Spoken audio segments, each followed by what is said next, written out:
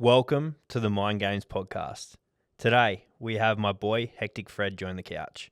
We delve deep into Fred's mindset, adversities he's dealt with, and to be honest, this is Fred like you've never seen him before. Enjoy. Alrighty, HECTICFRED, mate. Welcome aboard. How you doing? Mate, I'm doing good. How are you, bro? I'm good, bros. I'm good. Thank you very much for coming aboard, mate.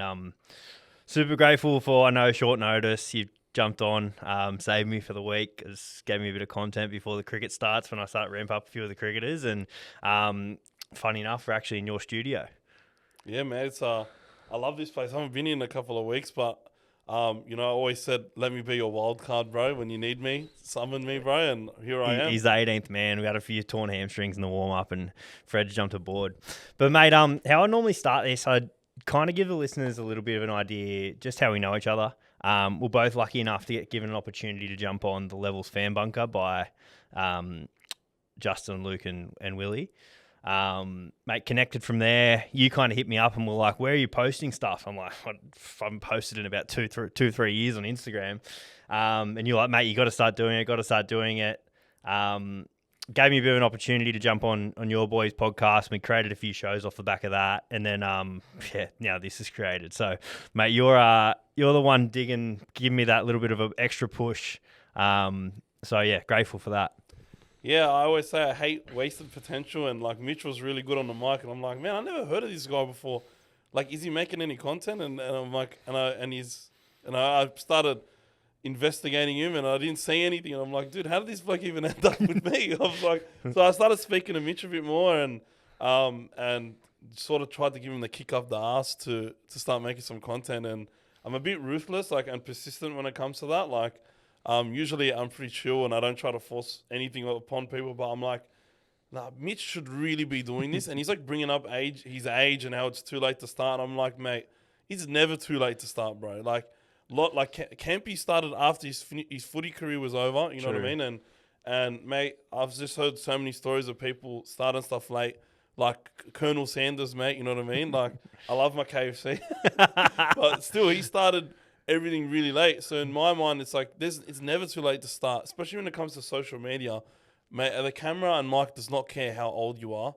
And I just really wanted Mitch to start making some content. And now I'm regretting it a bit because he doesn't stop talking shit. But I love him, bro. I love him. For the most part, he's all right. Oh, how good. But it's been a pretty full circle, right? Like, we're now in your studio filming my podcast. Yeah. Pretty cool. It comes full circle, Pretty man. cool. And it all started from the fan hub, and that was such a mad experience, man. Honestly, it was cool. I was really starstruck then, and I think that was the turning point. Really, after being on the fan hub, seeing guys like Willie and Scope and Josh Reynolds, and seeing how they're just regular blokes, I'm like, dude, I don't have to really be nervous, because I used to always buckle when it came to footy players, and for a little while I still was, but now I feel like that initial, I'm sort of getting used to being in their presence and working with them, and I realize that they like me as much as I like them, you know what I mean? So just be normal, eh? Absolutely, mate. Absolutely.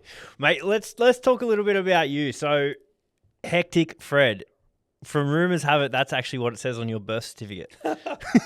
No, mate, my name's not even Fred. Fred's a nickname. I genuinely don't know the answer to this. So.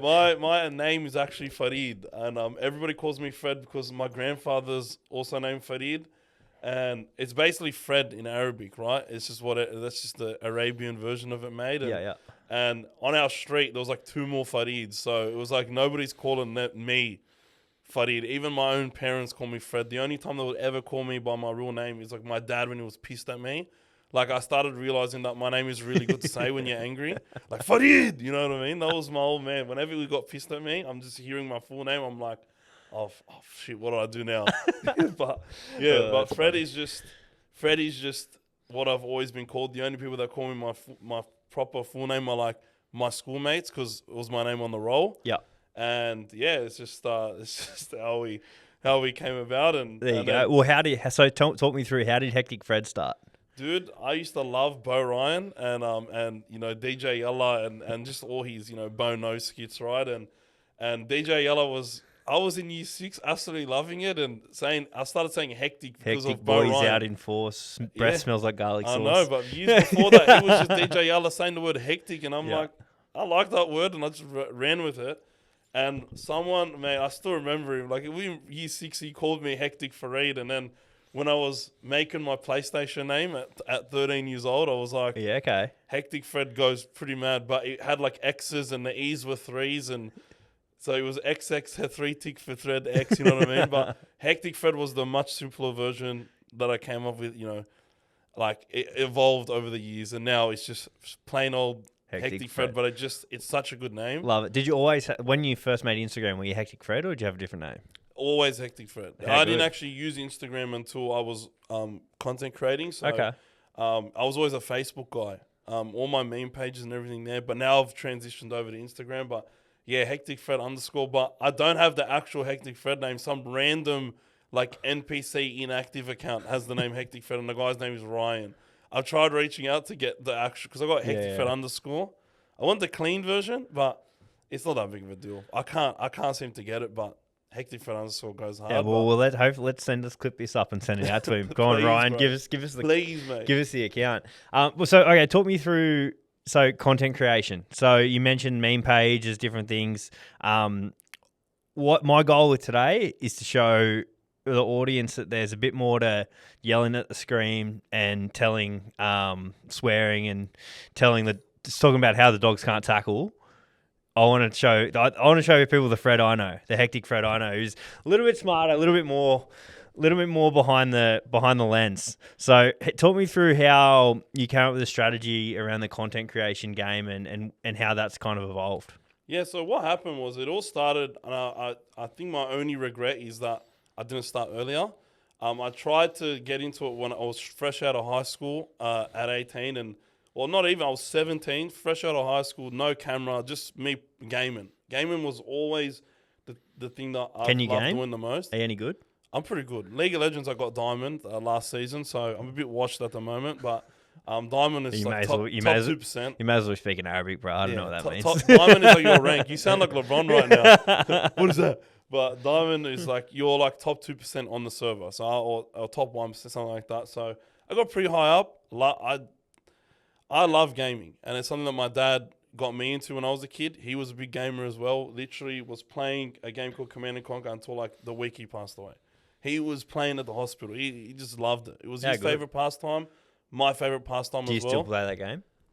I still play that. I played. He was teaching me how to play that game as a kid, and it's a strategy game. And my whole extended family plays it. We would go once every year to one of my cousin's work offices, and we'd all play there till like 5 o'clock in the morning. Sick. And I'll never forget my first time I went there. My dad was like beating the crap out of me, but then I started to get some wins on him. I'm 10 years old, rock up, he brings me to the event, and they're just thinking I'm playing with guys that are in their 40s, and they're just not taking me seriously. Like they think, he's just participating, but he's not going to do anything. And the first game I remember, whooped all of them. And they were like in disbelief that they've been playing this game for 20 years and they lost to a kid. How good. But I do play it, especially on his if it's his birthday or his anniversary, always fire it up. But yeah, I love that. We'll come back there, but yeah, I always wanted to make gaming productive. Okay. Well, that was the main factor that got me into content creation. So gaming is a pastime, right? You'd play it for enjoyment, but what does everybody say? It's a waste of time, right? Yeah. It's escapism. Yeah, it's like a lot of people feel like it's a waste of time. Me, I disagree. But seeing all these people that I used to watch on YouTube and on Twitch turn that into something productive where it earns them money or helps them improve their life by giving them a community, an outlet, like I wanted to be a part of that. So that was my main factor when I started streaming, and I stopped at 18, 17 after doing it for a week because my mates were taking the piss out of me. The next time I did it, I would have been 20, nearly 21. Didn't tell any of my mates, just started like playing old Call of Duty What games. made you go back to streaming? I said, you know what, I really want to do this. Okay. And I've quit everything I've sort of done in my life at that point. Like I was in university, like completed high school and everything, but like wasn't playing footy. like was playing basketball, but I just always felt like deep inside that I could do this, and I had people just randomly tell me out of the blue, guys that I worked with. I'll never forget, shout out Demron. I haven't spoken to him in years, but he told me, mate, I think you'd be a really good streamer. And that always stuck with me. And then one day, I was just like, fuck it. I'm gonna start doing it. I'm not gonna tell any of the boys. I'm just gonna be completely anonymous. And he started. How are you anonymous when your name's HECTICFRED? Yeah, but I'm not anonymous. Oh, you just weren't posting it on social. Wasn't posting. I was just streaming. Yeah, right? okay. And I wasn't posting on TikTok or anything. No, didn't tell any of my mates for 3-4 months. Like I was just said, I'm gonna do it, and I'm never gonna stop. And wait, so followers coming? How's this at the start? Like on Twitch or Kick? Yeah, I was streaming on Twitch. Yeah, wasn't posting anywhere else. Literally only streamed on Twitch for about the first 3 years. I didn't post a single clip on TikTok or anything. And mate, it is really tough to start streaming because you have no one in there, right? And I didn't tell any of my mates. A lot of people, they start streaming, they got a few friends in there. I had nobody. Everything I got was organic.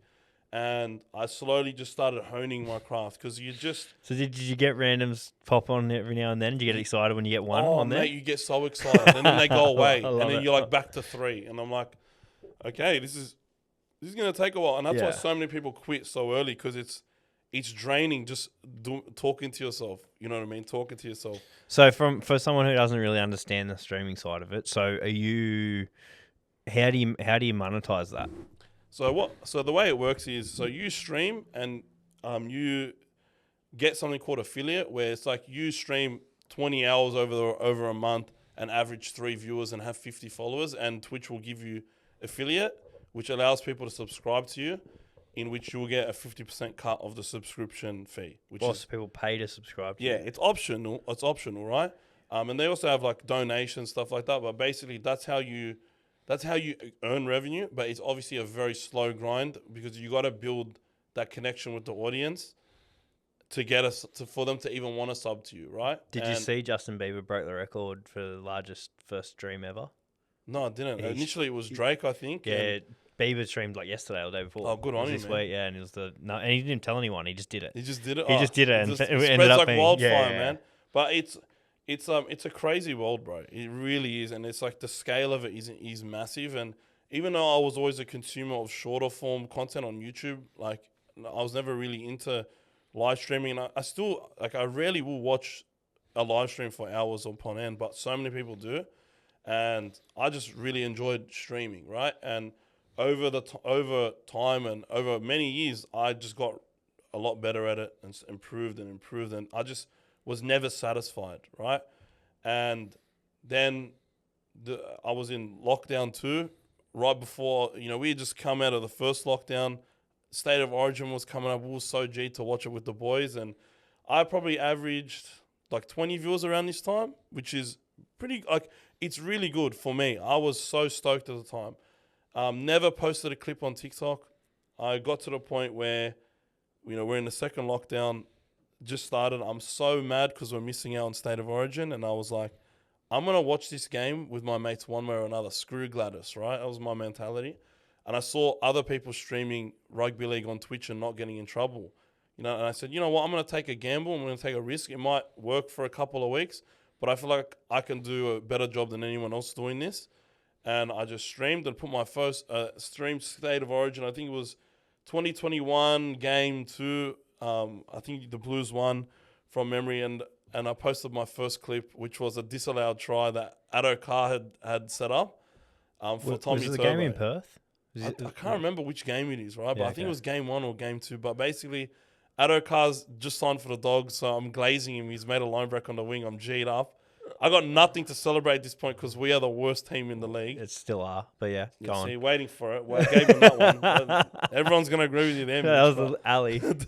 But I was G'd up. He kicks at Tommy Turbo, and then it gets called back, and I go off for the referee. And that was my first ever TikTok clip. And I remember it got 50K in like the first night, right? Fresh account. And I'm like, dude, I don't even think of all my 2.5, 3 years of streaming, I got even 10,000 people go into the stream and see my face. And this thing has me getting 50K. And I'm like, and I'm in lockdown for I don't know how long. I'm just gonna keep doing it until I get in trouble, right? Like I don't even know if it's allowed on the platform or not, but I'm not getting banned, so it must be. Well, I'm just gonna see how this goes. So I just stayed incredibly consistent. Probably did 90. I'd probably say 98% of the games over a two and a half, 3 year period. Yeah. It was incredibly consistent. Ended up getting suspended on Twitch a couple times.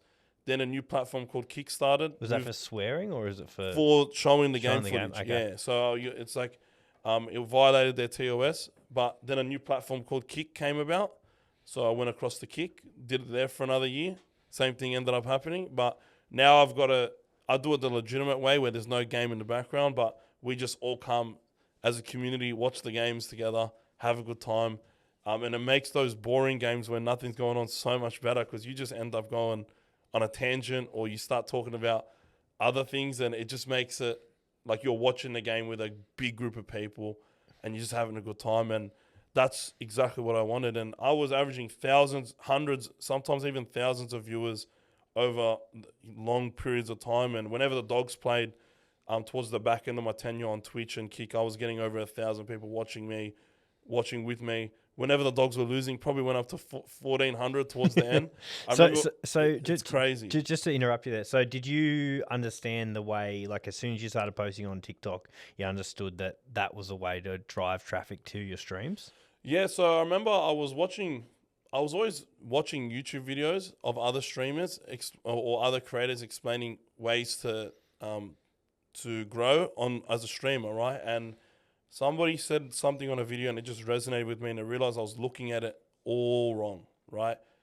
The message was that I should never be posting on only one platform. I should be posting on multiple because you get brand new sets of eyes, brand new audiences, and they will be inclined to come to your stream. And that's how you grow viewership properly, right? And as soon as I realized that, I said, you know what, screw it, I'm going to post on TikTok. I've got a mate, Charbel96, who was a close friend of mine personally, who was pretty big on TikTok at the time. And he was the only reason why I had TikTok, just so I could watch his stuff. And I said, and he pushed me in that direction to post on TikTok, same way I did to you. Yeah. I also did the same thing to push him into streaming. And we were doing it all at that point. And yeah, I started posting on TikTok. Then realized, okay, after about a couple of years, I'm like, okay, I got to start posting elsewhere. Time to tackle Instagram. And now I'm posting regularly on Instagram, TikTok, and I do my live streams on Kick now. And I've got plenty of platforms, but I'm still not satisfied. The plan is for the future to move into other areas of content, other industries really. But at the time, I didn't know anything about TikTok. Didn't know how the algorithm worked. Didn't know what the algorithm was.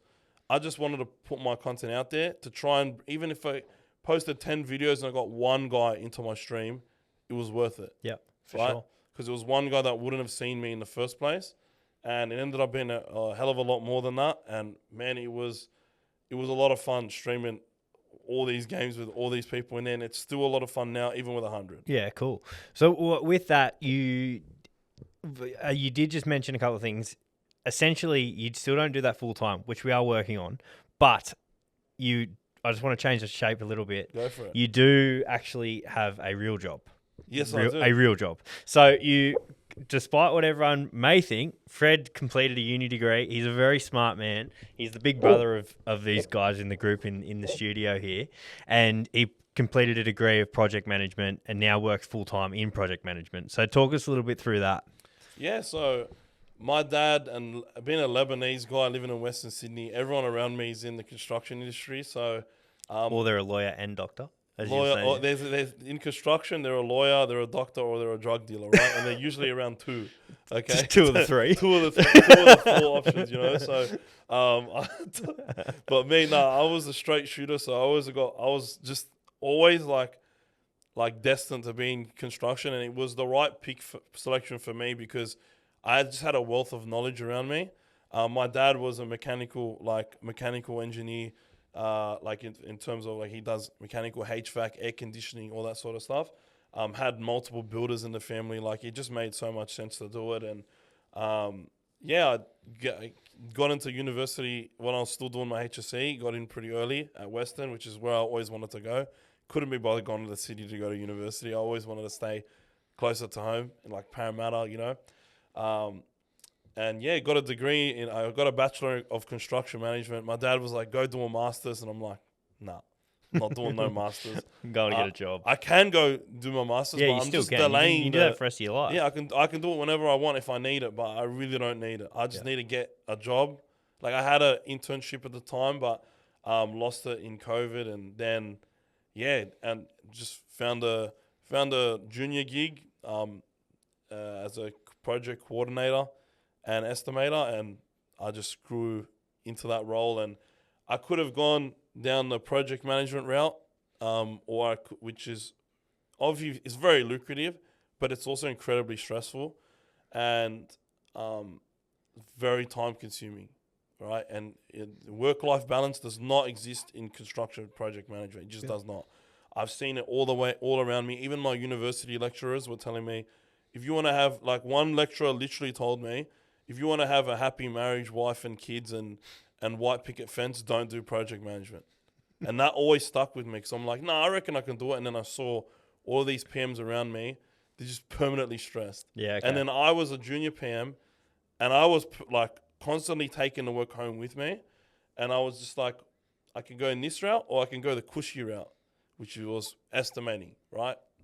It's not easy by any means, but in terms of being able to plan out my day, being able to, being able to focus on getting one thing done, which is pricing up a project. A construction estimator, essentially, so imagine you have a room like this.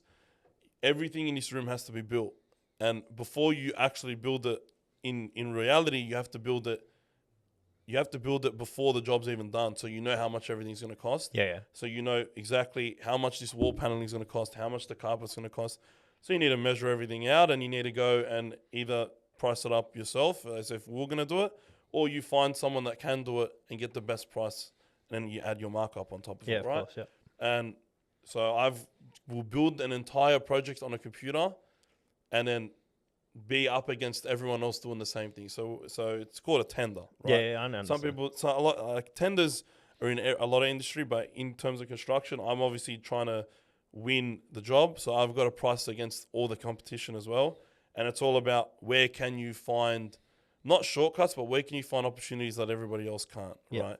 Can you do X, Y, and Z yourself? And I love that. I'm actually very in the numbers, very technical. We've got a good eye for detail, and that sort of suits estimating more than it does project management. So I said, screw it. My most recent role, I said, I don't even want to do project management anymore.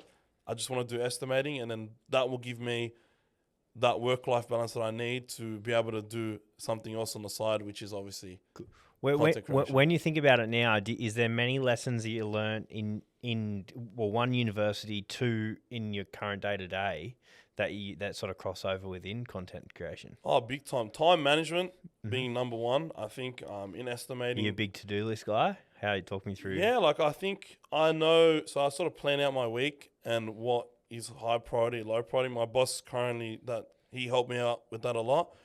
So you have your jobs that are high priority and jobs that are lower, and you obviously got to get the things done in the high priority projects early. So he actually, when I joined, they've given me all the resources that I need. Like, I'm still technically not a junior, but I'm not a senior either. I'm in that mid-level where I'm not, like, when I joined my most recent role, like, I still had a lot of work to do. I was still pretty green, but I picked it up quickly because of the resources that I was given. So we've got like a full-on checklist of a sort of tender's lifespan over the course of 2 or 3 weeks, right?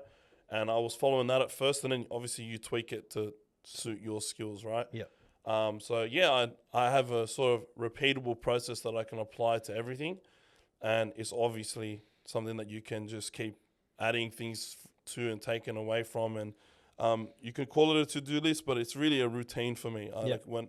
And I know exactly what I'm gonna have to do every single week, and when a curveball comes in, you just, like, that's where, that's when I'll work extra. That's where I'll prioritize certain things. Yeah, I'll ask for help or whatever. But it's a team environment where I'm in, and it's really, really good to be working where I'm at. And So with that, so when you're structuring out your weeks in terms of content creation, are you utilizing some of those skills, or is it more just off the cuff and when you can find time? oh no, it's I've always got everything scheduled, so I know when I'm going to be streaming all the time. Okay. I want my, and it's something that people don't really understand when they first start streaming, how important it is to schedule your streams. Because look, in our days when we were young, we had to watch TV, right? And if you like a show, you need to know on the guide when it's going to be on, otherwise you're going to miss it. Correct. Now, if I wanted to watch bloody Malcolm in the Middle and I didn't know when it was going to be on, it's going to be pretty bloody hard to watch it. I knew an Entourage was on every week. Yeah, exactly. So when you're streaming, number one thing is schedule your stream so that everybody knows when you're going to be live. Yeah. You can miss them. That's fine. But as long as you stick to the schedule, they're always going to know, okay, he'll be back on next week, right? Like, missing a stream is totally normal. And that's why a lot of people don't do it, because I'm like, I can't stick to the schedule. Well, try your best to. But these guys need, the viewer wants to watch you, but doesn't know when you're going to be on. They're going to find somebody that they do know. They're going to find another show. For sure. That's exactly how it's going to be. So time management and scheduling and is really how I sort of plan everything when it comes to streaming. And content creation is obviously in that time slot that I'm streaming is where most of my TikToks and stuff come from. Yeah. And I was always constantly finding a way to just limit my editing, limit how much time I spend doing the content. And I found the system that works for me, which is just literally recording my screen as it happens. I get the content out quickly, and the algorithm loves when you record on a TikTok camera, right? So that was me constantly just not being satisfied. I didn't want to be editing 2 hours every night after the games are done. I want to go out, or I want to go play games with my mates, or chill out, or whatever. So looking for opportunities to manage my time better, to streamline everything. That all comes from being at high school and university, trying 100%. to reduce the amount of time I study. So you find the best way that works for you. Work smarter, not harder. Correct. So I remember, man, I used to write like all my notes for the semester, and then write them all out again, like consolidate it, and then write it all out again, consolidate it. Exam time comes around, I've got 2 pages of notes, right? And that's what worked for me, right? Like, because it's on the day or the night before, I only got to read 2 pages. It will stick with me most of the time, but if I need another read through, it's only 2 pages, right? I remember seeing everyone at high school and university, they come with a note, a book that big of notes. I'm just like, you can't. Like, you got to try What and A stream. did you get? I got, like 85.1, I think. Nice. But I was already in university. Yeah. No. So I was chilling. I was playing league. Me. I think it was actually better that I got in early. I think I would have done better. I would have done worse if I was fighting for a university spot, because the pressure was off me. I was playing League of Legends. I'll never forget it, man. We were studying for we were studying for 2-unit mats, right? And we were just like done. Me and my mates were all on Skype. Discord wasn't even around yet. And we're just like, all right, I'm playing League. I don't know if you guys are going to join me. They all joined me, right? We play League of Legends. So it's a team of 5. So we all go into a game. You hate games, eh? Oh, I hate it so much. But we go in as a group of 5. We're all just done with studying. It's 11:30 at night. We're just going to play one before bed.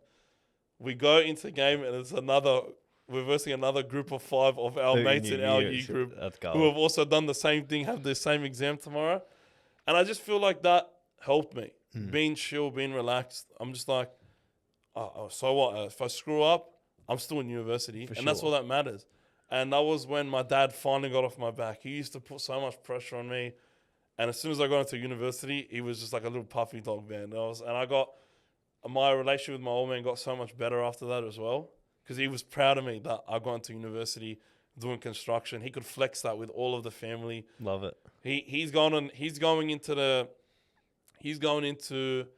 the like my family picnic, telling everybody I got 90. Like they add 5 more onto it. But it was Hey, you always got to round up. Yeah, always. They always got to. Leb's round up. You always got to round up. So with that, like, so in terms of swinging it back to the content creation, how are you looking to upskill now? Always looking for new opportunities to, like, either plan ahead, or like, 'cause what I'm doing right now is very streamlined, but I'm always looking to be more efficient, always looking to be more effective. Like if I do something, I want it to have the biggest impact possible, or have the biggest impression on the viewer as I can have, right? So right now I'm speaking to a lot of people that watch my stuff just to see just to get feedback, whether it's good or bad.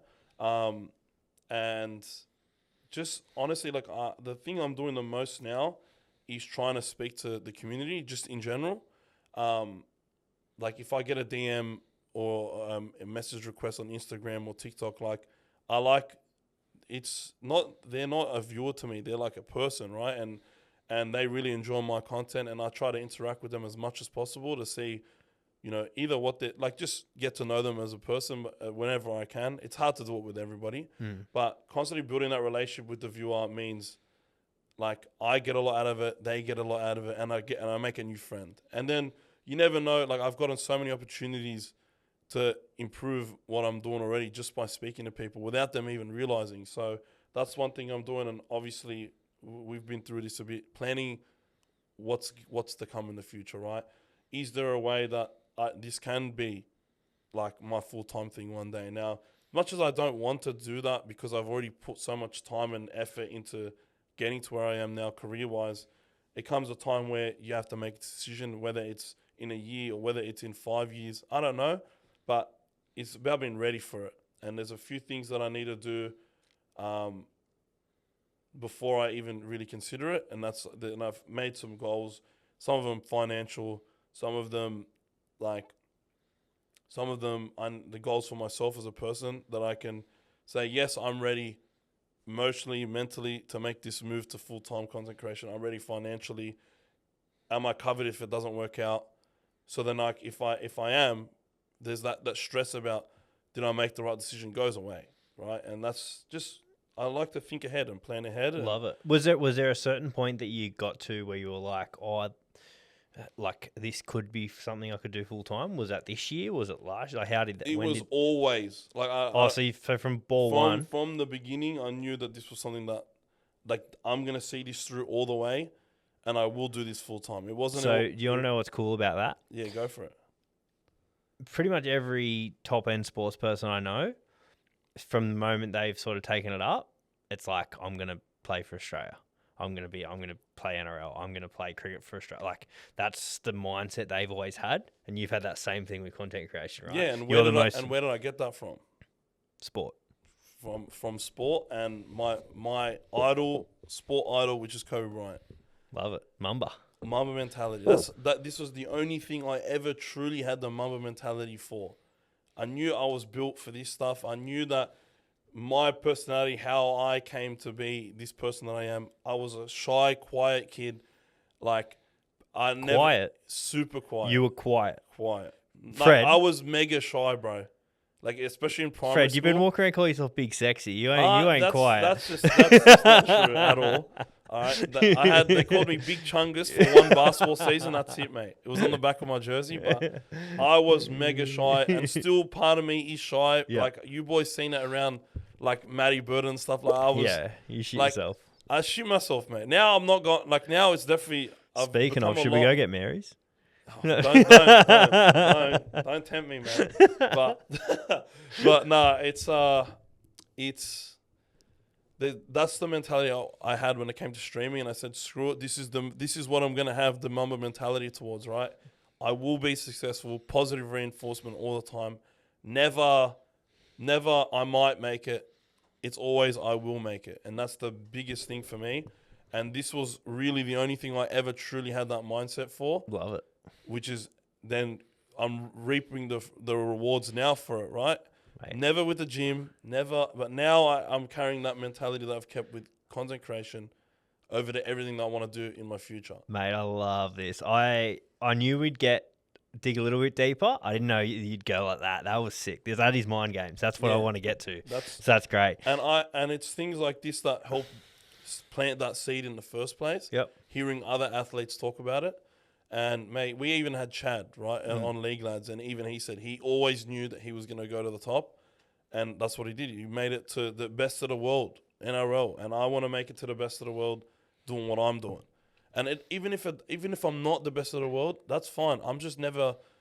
There's this fire inside of me that's never really going to be satisfied, right? But I know if I keep that mentality, it will take me to a better place than if I didn't. Brick by brick. And I probably would have quit if I didn't have that mentality because of how damn hard it is to get started. Because there's a lot of people trying to do the same thing, but there's also a lot of people that will quit.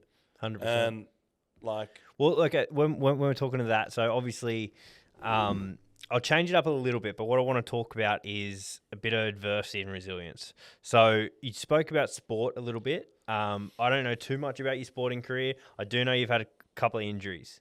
Talk me through that. Yeah, never when I was actually playing like league for like I was. Can we clear this up? Yeah, you weren't a 5'8" for like half a season. Half a season. I'd even say a third. Like what'd you play? A third of a season. Front row. I played 13. Wing when I first came in because I used to be small and skinny. So like my under 8s, under 9s, I was always on the wing. We won the under 10 comps, and I was on the wing, right? And I was so bad at rugby league. Like, I just didn't get it. I didn't have that dog in me. I was just playing for fun. I just loved being out there. Yeah. But you're 10. Like, what do you know about the character you are, right? I was just playing because I thought my spot was never, always, I was always going to have a spot on the team. I was just playing for fun. So we won the under 10s, and then I got cut for going into under 11s because we went up to Div 1. And then my coach cut me, and I was absolutely devastated. Didn't find the team, so I was like not playing any sport for a year, 2 years, and that actually it hurt me. But no playing sport and eating the same way I was, I put on a little bit of weight, and I grew and I had a bit of a growth spurt as well. And I came to Mounties. We tend to hit puberty a little bit earlier. I did anyway. Well, I hit puberty like 11, 12. Yeah, that's a little bit taller than the rest of. Yeah, like I think I had 2 growth spurts, honestly. But yeah, but my first one. So I came in a lot. I came to Mounties. So I got cut Marconi Stallions, went to Mounties, and they threw me in the forwards because I'd put on a bit of size and had grown a bit taller. I was no longer some little skinny, scrawny kid. And I still had so much work to do to get the lock spot. And I remember like my coach was so good, really instilled that confidence in me. Really liked me as a kid, and I always trained hard. But I never did like. There's training hard and there's training NRL level hard where they're doing extras and everything. Like there's the training that you do with the team, and then there's a whole another group of training you do on your own. I never had that knowledge to say, okay, like do extras, go do things for yourself. Like everyone else is doing it. Like that's reaching to the top. I never had that mentality. Funny. When you get our age, you realize, oh fuck, like that's so simple. Yeah, it's like it's almost like cheating. Yeah, it's doing extras and is how you get ahead of everybody. Me. I was just doing what I was told, never did anything more. I had a mega appetizer kid, ate like an absolute khanzir. I was eating left, right, center. What does that mean? Like, I don't even know. That's just all. A lot. Yeah, I don't, but I was eating like a wahash, like a monster. I'll use that one. Khanzir's left me. But I had a sick appetizer kid, bro. They used to call me the bottomless pit. I used to has that changed or not? Nah, it has changed a lot. But because my appetite when I was 15, 16 was way more than it is now, right? So I had to literally make myself stop eating as much because it was unhealthy. But long story short, I just grew into the lock roll, right? That was my first position because I wasn't big enough to play prop, and I wasn't big enough. I just didn't have that punch that back rows had. I was always slow. Always my biggest weakness, slow, and I could not tackle. Don't say the joke. Don't say nothing. But I never really got taught how to tackle as a kid, like technique and everything. So must be the area. I'm not from that area either. I was Parramatta comp, mate, Mounties. Oh yeah, exactly. Yeah, but I honestly never got taught from a coach like how to tackle properly. Yeah, and I just didn't know proper tackle technique up until like 2 years after I stopped playing. I sort of got the hang of it, right? But I was always just really good at running the footy. And there was a time where we were versing Marylands and getting belted, and I had a pretty long stint coming my way, and I just said, screw it, bro, I'm done running straight. Like, everybody tells me to run straight. These guys are all bigger than me. What am I gonna do? Like, what am I gonna do? What they want me to do? Just go the way when I crack me and I make like 5 meters because I ran straight. I said, I got the ball one possession, saw this like 6'5" Islander bloke in front of me, and we were in freaking under 13s. I'm like, screw this, bro. I'm running in the other direction. Fuck this shit. I stepped like 3 guys, made like 20 meters, and it was the last game of the year. And my coach was like, bro, where was that all year? You know what I mean? I had a sick game. And then that's where the development came in. Played lock again and prop, and started using my footwork to my advantage, man. And I might be slow but I've got sick footwork. Really agile for my size, and that's where our 6 went down one year. You're not short in confidence. I told everybody as well in the charity match. And what did Eric Groth say? Eric Groth said I had good footwork. Okay, so I'll take that all day. Guru. Yeah, the guru. But anyway, sorry. But I did, but when I was, I don't know, I'll get on to the injuries. Yeah. But I was always durable. Always durable. Never missed a game. I think I was sick one week. You missed a lot of tackles, but probably missed a lot of tackles. They didn't count them, thank God. But the effort was there. The effort was always there. But I never got hurt. I missed one game in high school to a sprained ankle, and I was in my last year. Never really got injured. Was playing basketball and OzTag like 4 times a week. After I'd given up league, I'd started playing. My dad made me stop to focus on year 12, and I picked up basketball because they played late at night. I was terrible at basketball, of course, when I first started, but what's changed? You get better. A lot's changed since then, mate. But it's the confidence. Always the confidence. You put in the work, you get that confidence, and you can do things that you never knew you could do. And I think our best player at the time and lead scorer, he's a Panthers fan. Shout out to Greg. You guys played on a Thursday in like 2019. Well, I think it would have been like 2021. You probably played on a Thursday 4 out of 5 weeks, and we played on Thursday. So Greg missed time. So then I was assumed number 1 scoring option, and I just exploded. And I actually never really, after assuming number 1, I never really got it taken off me. Like, I was always like putting up the most points, and the boys trusted me because I was putting in the work. Like, I had my basketball hoop at home, always trying to practice new moves. So I had a pretty steep resurgence, and then bang. We made finals, semi-final, like in 4 straight years. The first year we played, we didn't even win a single What level is game. this? What? This is the rec league, bro. We open rec, Div 2, Div 3, whatever. Okay. It depends on where you play, right? Yeah. So Liverpool, Carnes Hill, Auburn, Castle Hill, there where I played. Never played at Bankstown. But yeah, I'm in a semi-final. About 2 minutes to go on live stream. ACL meniscus full tear. Fucked me. Never missed one. Talk me through that happens. What's your immediate reaction? What do you think straight away? I'm fucked. Oh, what was that? I knew straight. Like they tell you that you, like, when you speak to people that have done it, and being around basketball and league, you speak to a lot of people that have done it. They tell you, you know it when it happens. And the thing is, the reason why it happened was, I shouldn't have even been on the court. This was a Derrick Rose incident. That game was lost. This game that I was playing in, it was lost, but we made a historic comeback against these guys the season prior. But we were down 18 points with like 6 minutes to go, and then me and a few other teammates just went absolute ape shit, won in overtime, right, against these guys. So we didn't want to give up. And yeah, I was down 10 with 2 minutes to go, and my mate was going to block me. And I'm like, nah, I got to contort my body in midair, instincts that you feel like you're invincible. And I got to go around him. I'm not getting blocked and losing this game. And as I land on his foot, and you just feel that pop. And you just get a rush of pain to your knee, and you're like, what the fuck? And I was in so much pain. Then 30 seconds later, the pain went away. And I was like, okay.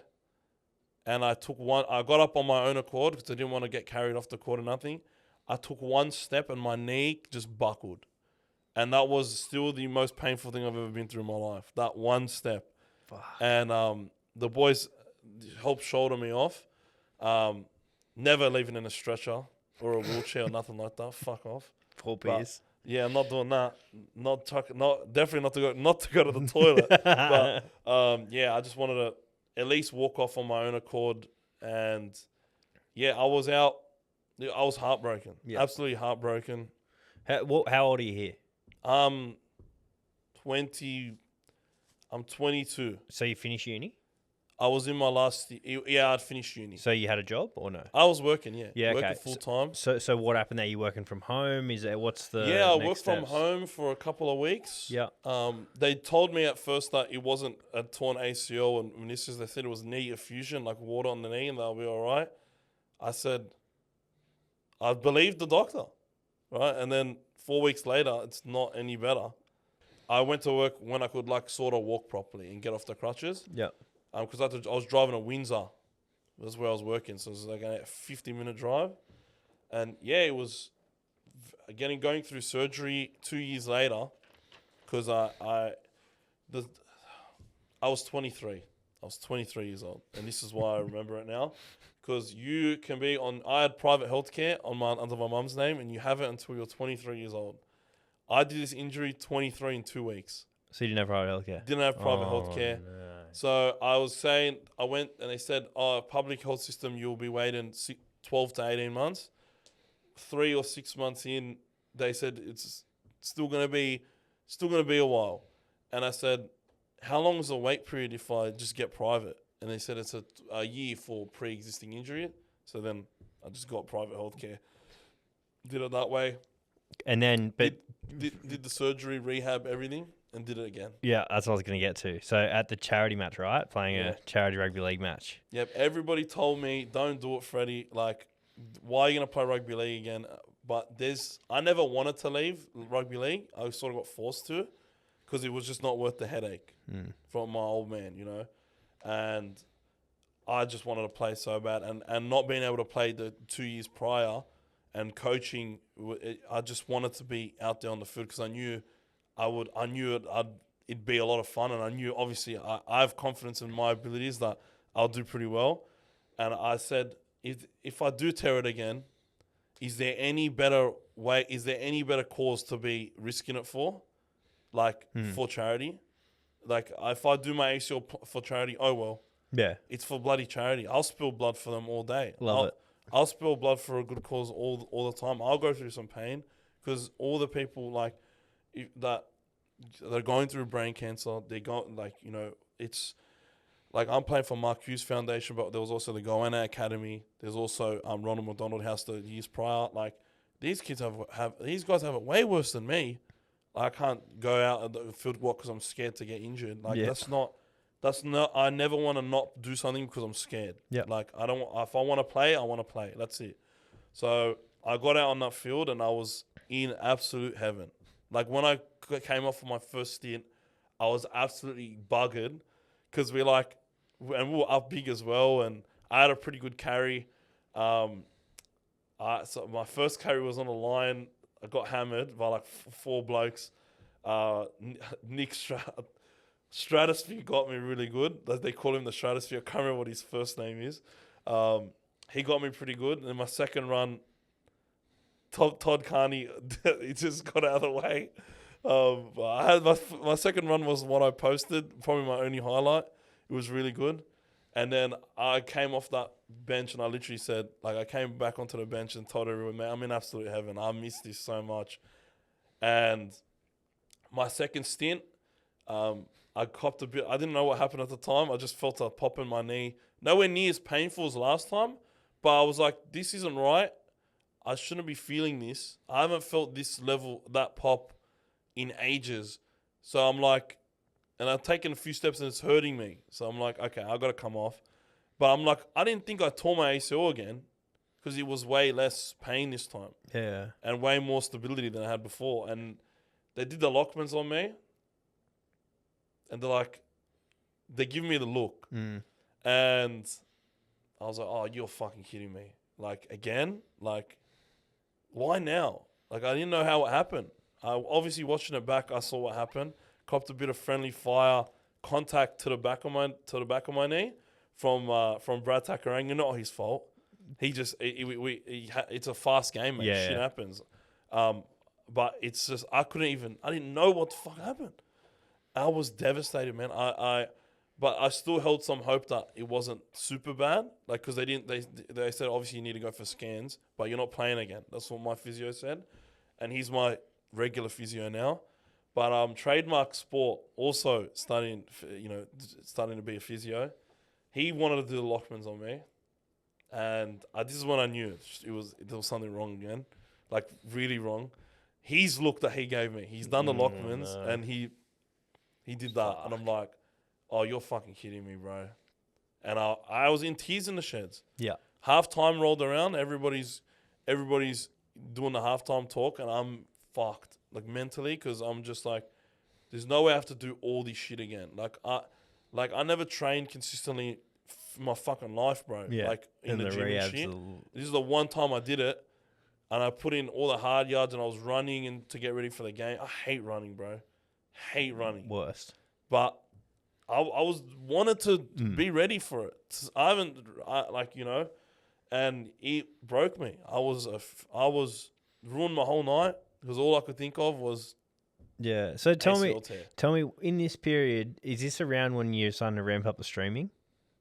The first one, yeah, I was streaming, and I think like the first one, I definitely wouldn't be where I am now if I didn't tear my ACL, because I would have kept playing sports. Silver lining, right? And I probably wouldn't have streamed every Thursday game because I wanted to play with my Thursday boys. But I was playing basketball, OzTag on Wednesday, basketball Thursday. And I just probably wouldn't have been streaming as consistently. So I always I took the positives out of the injury because I had way more time to make content. It's just the thing that was still inside of me was that competitive bug. Yep. And it just kept growing and growing because I had no outlet for it. So that's where I started playing a lot more video games as well, because I can't play sport, but I could play League of Legends and beat the crap out of some people and ruin their day. So when I was injured, I gamed a lot. But So do you find that's, I suppose, what you're kind of saying there is obviously some pretty unlucky stuff's happened to you and some adversity you've had to go through, but you found a silver lining in it, and you've actually found a way to thrive off the back of it in terms of the way you built your following and different things. So 100%. And it's just like I always kept my faith in God. I don't worry about things because I'm as a Christian Maronite Catholic man. Like I just believe that there's a plan for me. And I said, well, if I can't play sport, I have all this time. I need to use it properly. I can't just sit here sulking, right? I've got to channel this energy and put it into something else. And I just went and full sent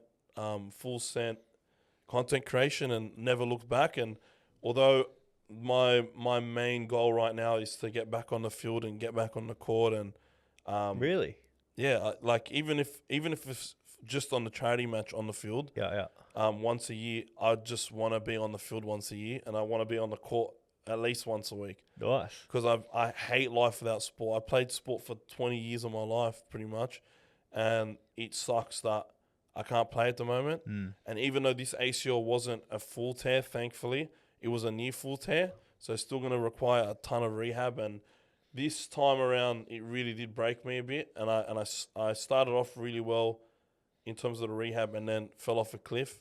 And honestly, like, I'm just not happy with where I'm at right now, but I had to do a lot of... Let's touch on this. Let's go for it. Hectic Shred. Yeah. This is the next steps for Big time. The next step for Fred. So, mate, you're currently about to, or you've just started. Is it going to be a content series? Is it just going to be something for you? I hate the thought of recording in the gym. Okay. Just because it's a public place and everything, and I just don't want to be like that guy that has the camera in the background. I just want to just go and train and reap the rewards of it, right? But it's, as somebody that was always, like, we as humans always love, we do something, direct reward after, right? We do something, direct reward after. The gym is really hard for me because I do something and I don't see the rewards until months 4 later, weeks, yeah. right? Like it's like when you're playing basketball, you learn a new move, you can learn it in a day and pull it off the next day, and you're like, oh, bro, look at that, all that work I put in, bang, look at that hook shot, baby. Bro, the gym is like, I've just been training the last 3 weeks and my PB is the same. Like, what is going on? You know what I mean? But surely you get in the mirror and after you shower, bit of flex, cheeky. I will be happy with it when it's done, mate. And that's where I'm at. But now. is it not about building, like, obviously, is it not about building the habit of creating that as a long-term sort of thing? That's the thing. That's where I'm at now, where I'm a bit older, a bit wiser, and I see the benefits of, they call it delayed gratification, right? Like, where it's like if you had a dog, every time that you're trying to train it, every time it does something good, you give it a treat, right? But my treat is what the finished product's going to be. And that's where I'm going to be at in the gym. But there's so much more to it that comes. What I want to say to that is what you were saying earlier about content creation, how you're never going to be satisfied. It's the same with the gym. I know, bro. I'll hit my There's my no goal finished weight. product. There's no finished product. I know. But in terms of when I hit my goals, I can sort of be a lot more happy with myself, because I've just like after that last injury, I went into a bad place, I think, and it was just the thought of having to do it all over again that was killing me. Plus, I was selling my house and having to get everything ready, and there was just so much shit in my house that was took me literally months to clean. So it was a time thing and a drive thing, and I just can't wait to just move into my new place on Friday and just completely be able to focus on the things that I want to do once I can put that behind me. And HECTICFRED is not going to be a series, but it's going to be the mindset. No, we'll make something about the around journey, mate. I love this. Yeah, I want to be involved. Mate, just quickly, I just want to touch on one thing. There's one person you've mentioned a lot of times in this podcast, and I want to. That is your dad. Obviously, your hero. Every kid's hero growing up. My dad was and is my hero. Lost him a year and a half ago. Talk me through dealing with that, and then also just your mindset around dealing with that piece of adversity. Yeah, like, listen, me and my dad, especially, like, are always very close. We used to butt heads a lot, like two Lebos, like, just constantly beating heads with each other, mate. But best mates 5 minutes later? But 5 minutes later, no one cares, That's right? me and my dad, yeah. Like, yeah, so we'd had our really good times, our really bad times, but, like, especially now cleaning out the house and seeing, like, all the fishing stuff and all his old stuff that I had to throw away. And fishing stuff I kept because it was always something that we loved to do, especially when we went camping. But it sucks, like, not having him there anymore. But, like, there are things that I do that still I feel like he's there, and that's why I'll probably start fishing again once I move out, and once I move into the new place, because it's just something that we always used to do, right? And it was tough losing him, man. But I also had the blessing that I was able to say goodbye and sort of brace myself, because my dad was sick. He had a very rare heart condition called cardiomyopathy, where his heart would just keep growing and growing and growing until it would, like, if he wasn't getting medication, his heart would literally blow up. But that started in 2010, and he had it for 13, 14 years. And yeah, I was blessed because he sort of got his final marching orders 2 or 3 years prior. So we said our goodbyes then and everything, and then he got a phone call saying, hey, we have a prototype pacemaker that we need test subjects, essentially, and he's this guy's pretty much a goner. Like, what does he have to lose, right? So they actually went through with the surgery, where it's a pacemaker. Typically, you put it here on your outside of your heart. They will run wires literally through your heart valves, and there's a company in Boston that's literally watching you at all times. So we got a few more years after that. That's awesome. So I'm just blessed to have had that period with him and being able to say goodbye, because so many people don't get a chance to say goodbye. They might have been in the middle of an argument, and you don't have that closure. I had everything I needed with my dad, and even despite having been able to brace myself, I knew a month before he passed that he was going to pass. Nothing's like I just you though. Like we went to Good Friday, right, and we go to St. Mary's Cathedral every single Good Friday. He went to high school there, his favorite church in the whole world. We walked up one flight, which is 12 steps, and it was like the soul was sucked out of his body. Then he just couldn't do it. He had to take like a 2-minute rest to walk the other flight of steps, and after that that service, it's such a beautiful service for Good Friday that they have there. We were eating ice cream because there's always an ice cream truck outside after mass, and my mum and sister went to get the car, and my dad literally told me, "I don't think I got long left, man." Like, and I said, I could tell, I could see it. Like, you don't have a lot left, but I've got everything covered. Don't worry about it. And yeah, even though I could brace myself for it for a whole month, it still fucking hurt, man. Yeah, I bet. It was fucked. And it was just a rough period. But I had to stay strong for everyone else. My mum and sister and all my family, they were like relying on me, and I sort of had to be that pillar.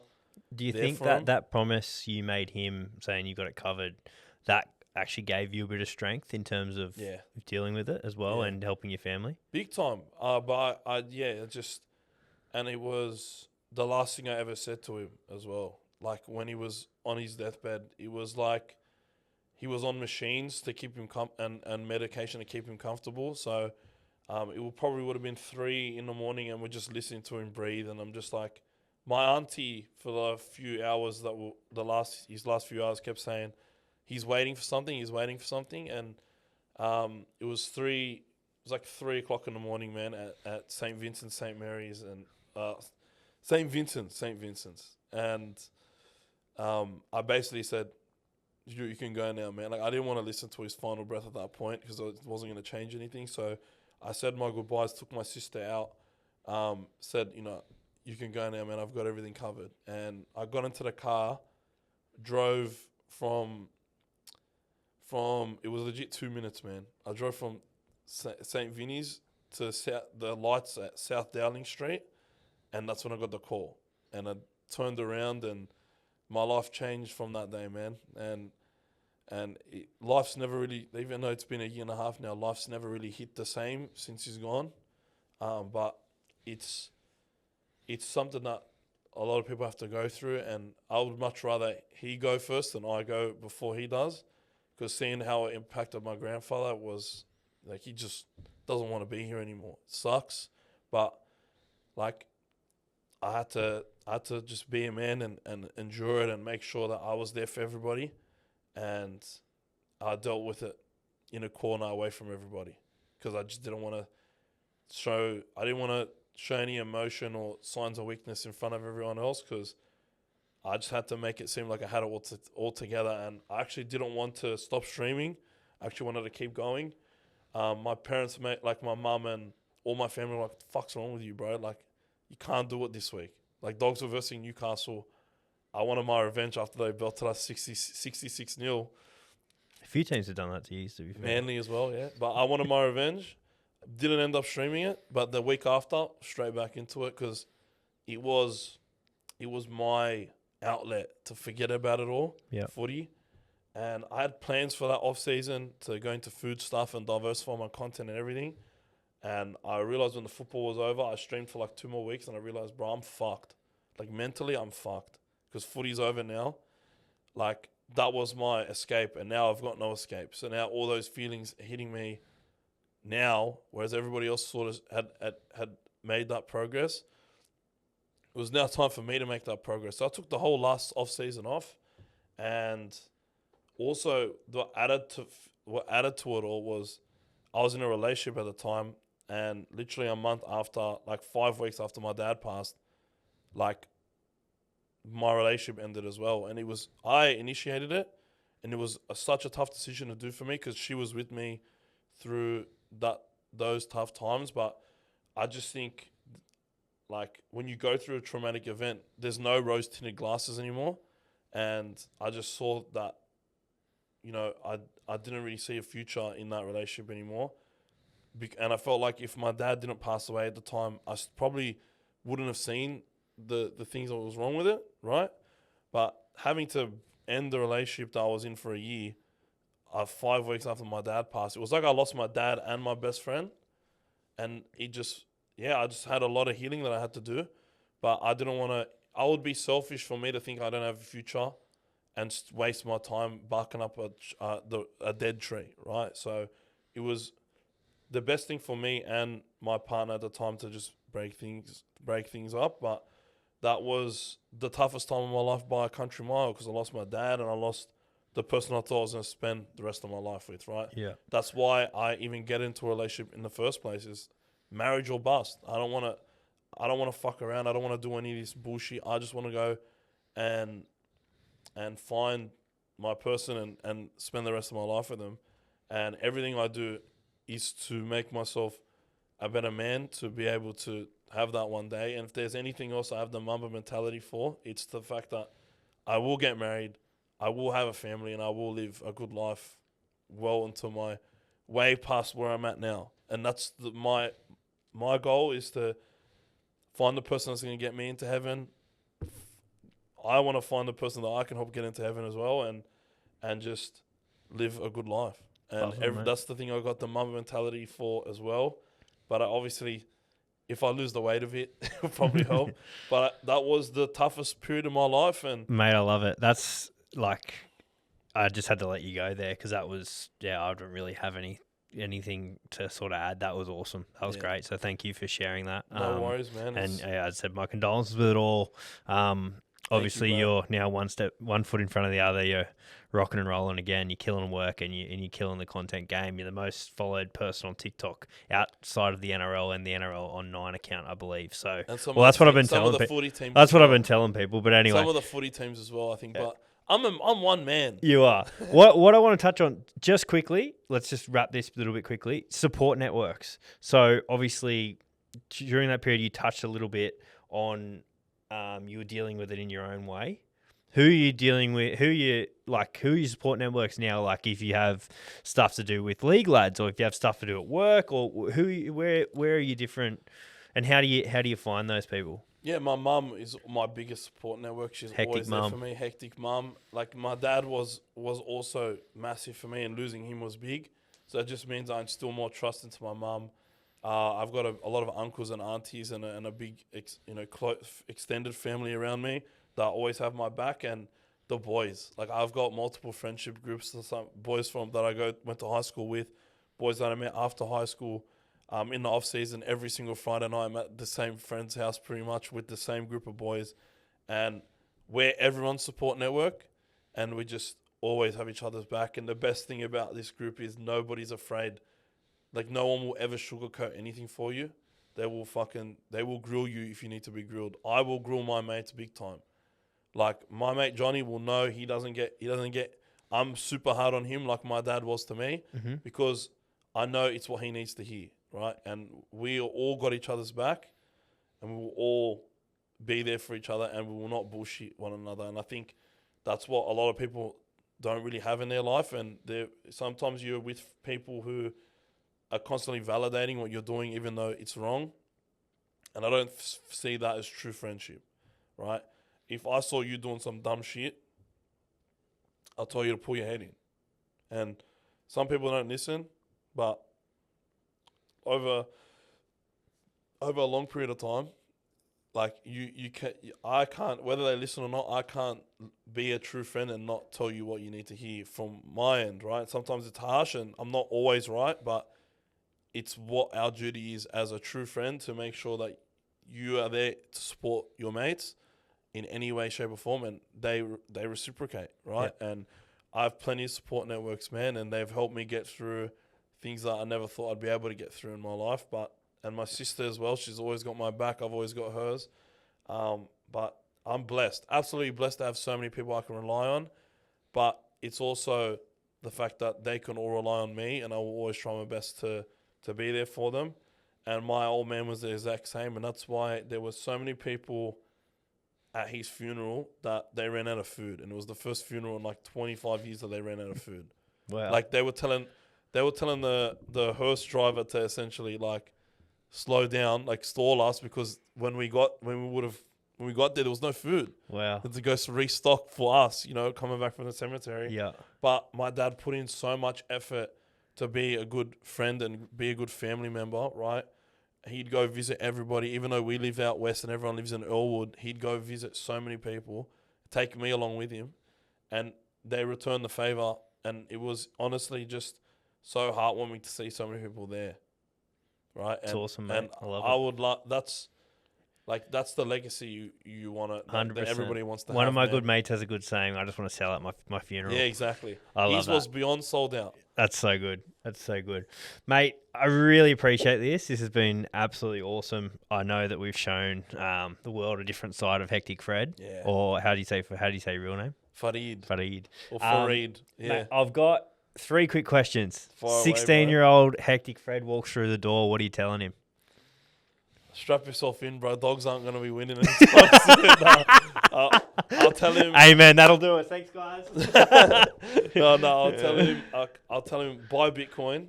Yeah. Even if it's $100 worth, just buy it. Yeah. Also, don't listen to what anyone else says, because my Back whole yourself. family was telling me that I was wasting my time. Dad, mum, sister, what the fuck's wrong with you? Are you retarded? Who the hell's gonna watch you?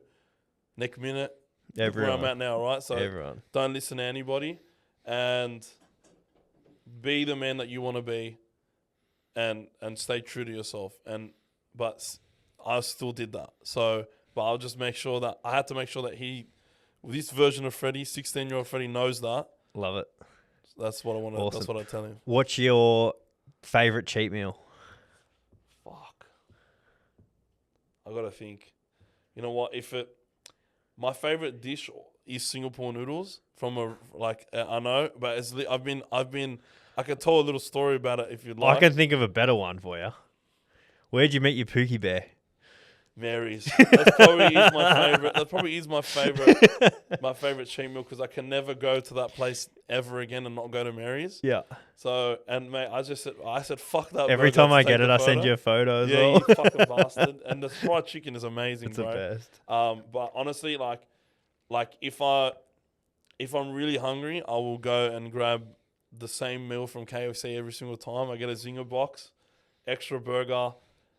Instead of potato and gravy, I get regular gravy, and then I get 2 dinner rolls, and I'll put like the pieces of fried chicken in the dinner roll, dip it in the gravy. It goes so hard. So that's Slaps. that's my go-to fast food meal order. But honestly, like, I love this dish called Singapore noodles ever since I was a kid. It's a spicy dish, right? Yeah. And not many places make it good, but when I find a place that they make it good, I love it, right? And a little story with my old man. So we used to live in Redfern. My A Bunnies fan. They're all my family are Bunnies fans. They all still live on Chalmers Street, bro. So I'm two years old. They take me to Chinatown all the time. Yeah. And 2-year-old me won't shut the fuck up and stop crying because I want to eat what's on my dad's plate. What did he order? Singapore noodles. And I'm crying because I want it. And my dad's like, it's chili, man. You're not going to like it. But he says, fuck, this cunt won't stop crying. It just gives me the chopsticks with Singapore noodles. And thinking I'm going to, not like it because it's too hot. And I started crying again because I wanted more. And I used to always tell this story. He kept feeding me Singapore noodles. And this Asian couple says, no, what are you doing? Like, telling us to stop because it's spicy. And my dad gives him the chopsticks and says, hey, you try it, take it off him. And that's why it's still my favorite dish to have now. So that's my go-to. Yeah, nice. All right. I know you're not much of a golfer. So in golf, you play in foursomes. Do you understand that? I didn't even know that. So there's 4 people in a golf group. So 18 holes goes for about 4 hours. You and 3 others can play a round of golf, dead or alive, can be anyone. I'm carrying the bag, so you can't pick me. I want to pick you anyway, man. Who are you? Don't flatter yourself. That's the joke, mate. Come on. Yeah. So it would all three would be athletes. Kobe Bryant, without a doubt, number 1. Bro is my idol, man. Like, I had posters of him on my wall. I started watching basketball late 2010, early 2011, and he was just like, he was everything I'd ever want in an athlete, man. And when he passed away, that was like my first like real loss. Like, I'd lost my grandfather, but I was only like 3. Like, this was like somebody that I loved watching, loved as a person, loved as like, and when he got older, he became more of that like ambassador, like nice guy. The assassin sort of went away from him. Yeah. And I just loved him, man. And he just broke me when he passed away. But he'd be number one. Michael Jordan, the GOAT, number two. Because I would just want to see. I'd suck at golf. I just want to watch them play. Right? MJ v Kobe. It's always going to be entertaining. And number three would have to be, without a doubt, Hazem El Masri, bro. My first ever sporting. He's the first ever athlete that won me over. He won my heart before anyone else did. You're both wingers too. Yeah, I love Hazem El Masri and what he could do with a ball. Nobody else can. True, unreal. Nathan kicks at a high clip. But anyway, mate, thank you very much for this. I'm super grateful for letting me use the studio. Super grateful for you being my wild card. And let's build something great, mate. Cheers. Yeah, thank you. Thanks, man.